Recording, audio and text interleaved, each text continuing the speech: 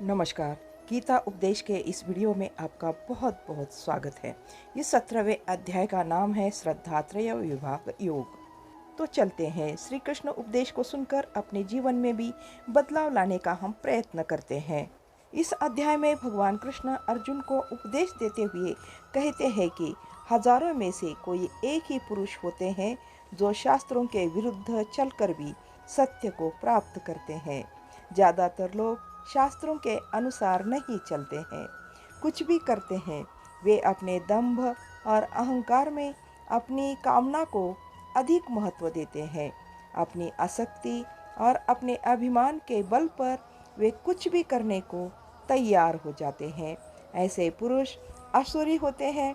इस तरह के पुरुष अविवेकी होते हैं, यानी सही और गलत करने की क्षमता इनमें नहीं होती है। ये पुरुष अपने गलत उपवास आदि से अपने शरीर को ही नहीं सुखाते, बल्कि अपने अंदर मौजूद आत्मा को भी ये परेशान व दुखी करते हैं।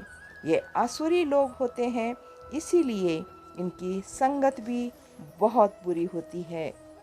आगे कृष्ण भगवान उपदेश देते हुए कहते हैं कि जो व्यक्ति जैसा होता है वह वही करता है, और वैसा ही भजन करता है, वैसा ही भोजन भी करता है। आप लोगों के भजन और भोजन के हिसाब से उनकी प्रकृति का आप पता लगा सकते हैं। भोजन, यज्ञ, दान और तप भी 3 प्रकार के होते हैं। प्रवृत्ति सात्विक, राजसिक और तामसिक होती है। उसी के अनुसार आपके पूजा पाठ का तरीका भी, खाना भी 3 तरह का होता है। अपने स्वभाव के अनुसार ही लोग अपना जीवन चुनते हैं, और इस जीवन में सब कुछ डोर से एक बंधे होते हैं। वह डोर होती है आदमी का स्वभाव, जिसमें सब कुछ एक जैसा ही होता है। जैसे आपको सफाई पसंद है, तो आपके सोच में, आपके हर प्रकार के काम में सफाई ही नजर आएगी। भगवान कृष्ण आगे बताते हैं कि भोजन भी प्रवृत्ति की तरह 3 प्रकार के होते हैं। इनमें सबसे पहले आता है सात्विक भोजन। ऐसा भोजन अच्छा होता है जो रस युक्त होता है।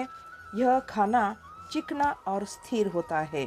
स्थिर भोजन वह होता है जिसका सार हमारे शरीर में बहुत समय तक रहता है।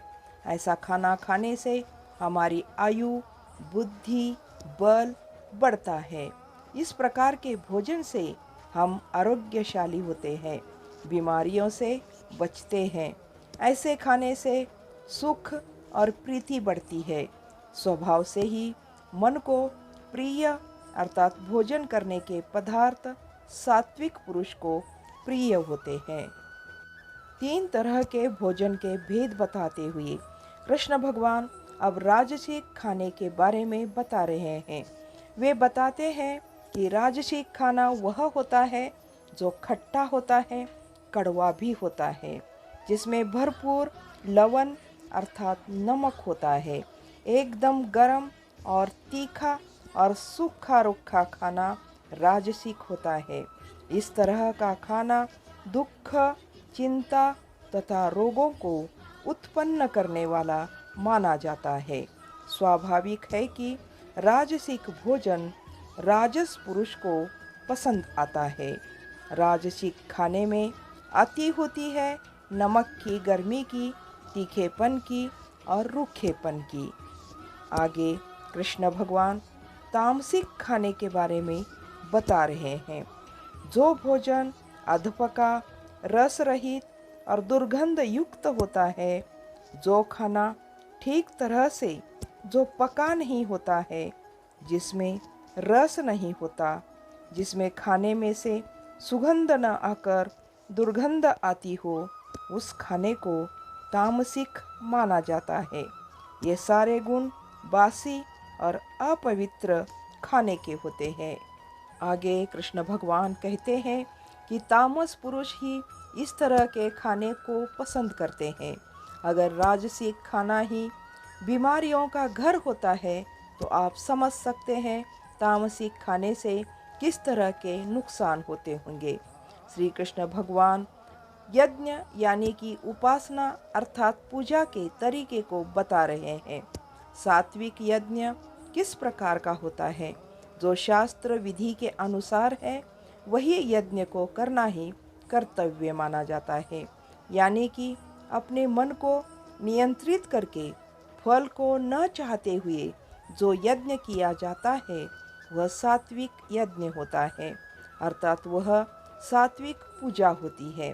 सिर्फ यज्ञ करना ही सब कुछ नहीं, उस यज्ञ को करते हुए, उस पूजा को करते हुए अपने को भी संयम में रखना होता है। अपने श्वासों की वायु को कंट्रोल कर अपने प्राणों की गति को नियंत्रित करते हैं, ऐसे लोग ही सात्विक यज्ञ कर सकते हैं और ऐसे किए गए यज्ञ ही सात्विक यज्ञ माने जाते हैं। अगर यज्ञ सिर्फ ईश्वर की आराधना, अपने कर्म को उसे समर्पित करने के लिए किया जा रहा है तो वह यज्ञ या पूजा सीधे भगवान तक पहुंचती है। लेकिन जिसे पूजा या यज्ञ का उद्देश्य सिर्फ अपने आप को बड़ा दिखाने के लिए या पूजा करके कुछ हासिल करना चाहते हैं, किसी फल की प्राप्ति के लिए पूजा कर रहे हैं, उस यज्ञ को राजस यज्ञ माना जाता है। जब पूजा ही किसी फल के उद्देश्य के लिए की जा रही है तो वह पूजा नहीं होती, वह तो एक तरह से भगवान के साथ छलावा हो जाता है। इसका यह अर्थ हो गया कि हे भगवान, तुम मेरा इतना काम कर दो, मैं तुमको हर सोमवार प्रसाद चढ़ाता रहूँगा। इस तरह यज्ञ या पूजा से भगवान कभी खुश नहीं हो सकते और भगवान को ऐसे कभी हम प्राप्त नहीं कर सकते। इस तरह से भगवान कृष्ण ने अर्जुन को उपदेश दिए थे। आपको ये वीडियो कैसा लगा? अच्छा लगा तो लाइक शेयर कमेंट ज़रूर करें। नए हो तो सब्सक्राइब करना ना भूलें। मिलते हैं अगले फिर एक वीडियो में गीता उपदेश को लेकर। तब तक के लिए धन्यवाद।